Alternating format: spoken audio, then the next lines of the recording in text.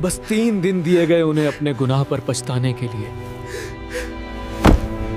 ये कोई अफसाना नहीं, ये वो सख्त तरीन सजा है जो अल्लाह ने उस कौम को दी जिसने ईद के हुक्म को हेला साजी से धोखा देने की कोशिश की। लेकिन आखिर ये क्यों हुआ? वो कौन सा हुक्म था जिसकी बेहरमती की गई?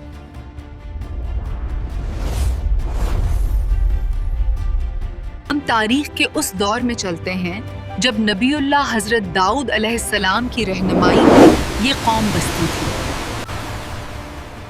ये वाक़या बनी इसराइल के उस दौर का है जब नबीउल्लाह हजरत दाऊद अलैहिस्सलाम उनकी रहनुमाई कर रहे थे। उनका सबसे बड़ा ज़रिया माश मछली का शिकार करना था। अल्लाह ने उन्हें बहुत सी नेमतों से नवाजा था, लेकिन उनकी आजमाइश उनके पेशे से ही जुड़ी हुई थी। उनके लिए हफ्ते का दिन इबादत और आराम के लिए मुकर्रर था। उसे यौमुस सब्त कहा जाता है। हफ्ते के दिन मछलियां दरिया के पानी की सतह पर घूमती और कसरत से नजर आती थीं। हफ्ते के अलावा बाकी दिनों में मछलियां गायब रहती और उन्हें पकड़ने के लिए बहुत मेहनत करनी पड़ती। कमजोर ईमान वालों ने अल्लाह के कानून की हुर्मत को नजरअंदाज करते हुए हेला साजी का रास्ता इख्तियार किया। अगर हम शिकार ना करें, सिर्फ उसे फुसा दें, तो क्या ये हराम होगा? इनका तरीका ये था कि समंदर के पानी से जमीन तक छोटी छोटी नालियां बनाई गईं और इन नालियों के आखिर में बड़े हौज बना दिए गए ताकि मछलियां वापस ना जा सकें, और इतवार के दिन वो आराम से उन मछलियों को निकाल लेते। देखा, हम अल्लाह के हुक्म से भी बच गए और रिज्क भी हासिल कर लिया। इस अमल ने कौम को 3 वाज़ेह गुरोहों में तकसीम कर दिया। गुरोह फासिकीन, नाफरमान लोग, वो तकरीबन 12,000 लोग जिन्होंने ये हेला साजी।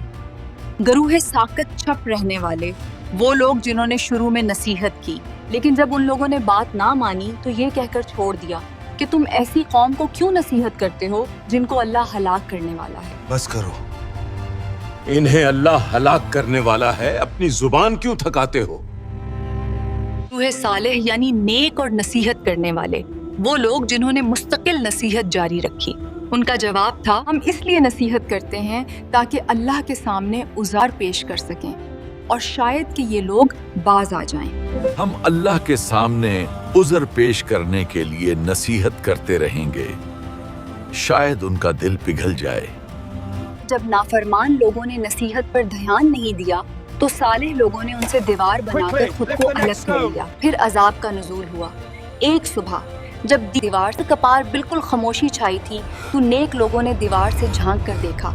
जब उन्होंने दीवार के पार झांक कर देखा तो बस्ती में गहरी खामोशी थी, लेकिन ऐस खामोशी से भी ज्यादा खौफनाक मंजर मौजूद था। उन्होंने पाया कि रात भर में वो नाफरमान लोग अपनी इंसानी शक्ल खो चुके थे ना, वो बंदर और सुआर बन चुके थे। उन नाफरमान लोगों में से जो जवान थे वो बंदर बन गए और जो बूढ़े थे वो सौर की शक्ल में मस्ख हो गए। जवानी में सरकशी की तो बंदर बन गए और बढ़ापे में गुरूर किया तो सौर। ये तब्दील शुदा लोग अपने रिश्तेदारों को पहचानते थे, रोते थे, लेकिन 3 दिन बाद उसी हालत में मर गए। अल्लाह ताला का इरशाद सूरह आराफ आयत 166 में है, जब वो उस चीज़ में सरकशी करने लगे जिससे उन्हें रोका गया था तो हमने उन्हें कहा कि हो जाओ तुम जलील और रस्वा होकर बंदर।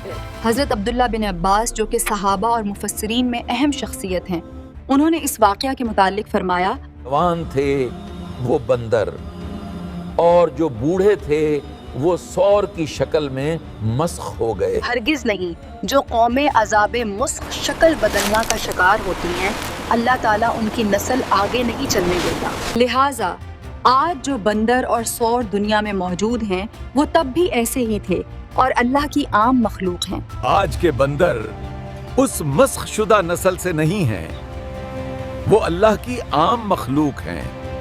हम उम्मीद करते हैं कि ये वाक़या आपके लिए ईमान की एक नई रोशनी लेकर आया होगा। अल्लाह ताला हमें हर किस्म की हीला साजी और नाफरमानी से महफूज रखे। आमीन। इस वीडियो को लाइक करें, ये फॉर्मूला अपने दोस्त और रिश्तेदारों के साथ शेयर करें और सब्सक्राइब बटन पर क्लिक करके हमारी इस दावत का हिस्सा बनें। मिलते हैं अगली वीडियो में। अल्लाह हाफिज, अपना ख्याल रखिएगा।